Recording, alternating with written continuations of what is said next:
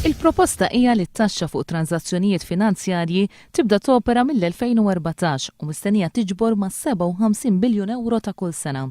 Il-President tal-Kummissjoni Ewropea José Manuel Barroso għalli qudiem l-isfidi li qed taffaċċja l-Ewropa, il-banek iridu jagħtu l-kontribut tagħhom. Ir-Renju Unit qed jopponi dħul ta' din it-taxxa. Jekk din it-taxxa tkun approvata, Londra tibda tiġġenera ma' 80% ta' dħul ġenerat mill-pajjiżi membri kollha tal-Unjoni Ewropea.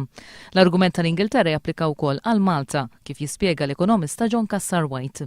L-argument ta' Malta naturalment huwa simili kif qed għal dak tal-Ingilterra x'aħna għandna industrija finanzjarja pjuttost kbira u jekk ikun hemm taxxa ta' din il-kwalità tista' taffettwa il-preżenza ta' ħafna banek li għandna Malta. Din it-taxxa jista' jkollha effetti diretti fuq il-konsumaturi Maltin. Naħseb li jippruvaw jagħmlu l-banek eventwalment li jgħaddu din it-taxxa fuq il-konsumaturi, ġifieri u dina toqtol l-iskop kollu għaliex qiegħda ssir din it-taxxa. Ħafna jgħidu u naħseb ir-raġun li l-banek hemm bżonn ikunu regolati aħjar. Il-Kummissjoni Ewropea sostnit li jekk l-Ingilterra tuża l-vito, it-taxxa xorta tista' tiġi imposta fost il-pajjiżi taż-żona euro li l-Ingilterra mhijiex parti minnha.